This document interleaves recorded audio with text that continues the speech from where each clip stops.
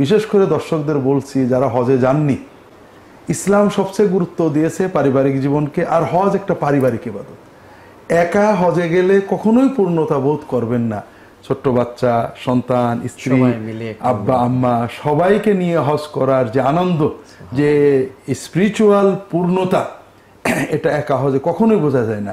কেউ একা হজ করলে হজের ভিতরে অনুভব করবেন যে আগামীবার ছেলে মেয়েকে বা ওয়াইফকে নিয়ে শূন্যতা অনুভব হয়।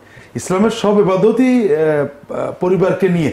ইসলাম সবচেয়ে বেশি গুরুত্ব দিয়েছে পারিবারিক সম্প্রীতিকে। নফল ইবাদতের চেয়ে স্বামী স্ত্রী সন্তানদের সাথে আনন্দ হাসির সম্পর্ক বড় ইবাদত। বিশেষ করে হজটা কিন্তু পারিবারিক ইবাদত। হজে একা গেলে হজের পূর্ণতা আসে না। এখানে সম্পর্ক একটি বিষয়। আমরা আমাদের অনেক ভাই বোনদেরকে দেখি বা অনেক বৃত্তশালী আছেন যারা হয়তো পৃথিবীর বিভিন্ন দেশে তারা ঘুরতে যান, অনেক টাকা ব্যয় করে যান। এক্ষেত্রে আমাদের এই মুসলিম ভাইদের কি আমরা পরামর্শ দিতে পারি না? তারা অনেক বড় বড় অনুষ্ঠান করেন বিভিন্ন দেশে গিয়ে, মক্কা মদিনা তারা এখানে সেই জায়গাটাকে নির্ধারণ করতে পারেন আসলে ঘোরার জন্য, দেখার জন্য। প্রথমত রাসূলুল্লাহ সাল্লাল্লাহু আলাইহি ওয়াসাল্লামের সুন্নাত হলো একা কোথাও না যাওয়া, স্ত্রীকে নিয়ে যাওয়া। আমরা অনেক সময় একা যাই, অথবা স্ত্রী এক ধরনের বিনোদন করে, স্বামী আরেক ধরনের বিনোদন করেন। রাসূলুল্লাহ সাল্লাল্লাহু আলাইহি ওয়াসাল্লাম যে কোনো সফরে গেলে স্ত্রীকে নিয়ে যেতেন। 2 নম্বর, যে সফর বিনোদনের জন্য মক্কা শরীফ, মদিনা শরীফ ভালো কিছু হতে পারে না।